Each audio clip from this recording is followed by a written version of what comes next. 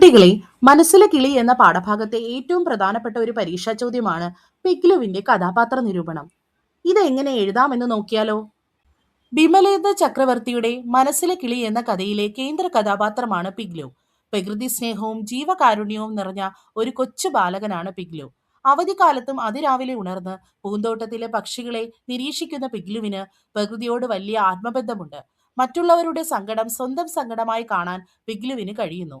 ചേട്ടൻ ടോട്ടൻ കൂട്ടിലിട്ട് ചങ്കലയ്ക്ക് വെച്ച മൈനയുടെ വേദന കണ്ട് പിഗ്ലുവിന്റെ മനസ്സ് അസ്വസ്ഥമാകുന്നു. പക്ഷികൾ കൂട്ടിലടയ്ക്കപ്പെടേണ്ടവരല്ല, മറിച്ച് സ്വതന്ത്രമായി പറക്കേണ്ടവരാണെന്ന ഉറച്ച സ്വാതന്ത്ര്യബോധം പിഗ്ലുവിലുണ്ട്. ചേട്ടൻ വഴക്കു പറയുമെന്ന ഭയമില്ലാതെ ധീരമായി മുന്നോട്ട് വന്ന് പിഗ്ലു ആ പക്ഷിക്കൂട് തുറന്ന് മൈനയെ മോചിപ്പിക്കുന്നു. വെറുതെ തുറന്നു വിടുക മാത്രമല്ല, അമ്മയുടെ സഹായത്തോടെ ആ കിളിയുടെ മുറിവേറ്റ കാലിൽ മരുന്ന് പുരട്ടി കൊടുക്കാനും പിഗ്ലു ശ്രദ്ധിക്കുന്നുണ്ട്. മൈന പറന്നുപോയ ശേഷം അവൾക്ക് അമ്മയെ കണ്ടെത്താൻ കഴിയുമോ എന്നോർത്ത് വ്യാകുലപ്പെടുന്ന പിഗ്ലുവിന്റെ നിഷ്കളങ്കമായ മനസ്സ് ജീവജാലങ്ങളോടുള്ള കാരുണ്യത്തിന്റെ തെളിവാണ്.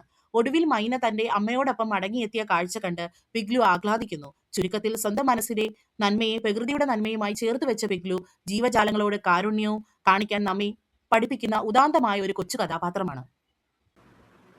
ഈ പാഠഭാഗം നിങ്ങൾക്ക് ഇഷ്ടപ്പെട്ടുവെങ്കിൽ കൂടുതൽ ലളിതമായ പഠന വീഡിയോകൾക്കായി പ്രിയങ്ക ട്യൂട്ടോറിയൽ സബ്സ്ക്രൈബ് ചെയ്യൂ.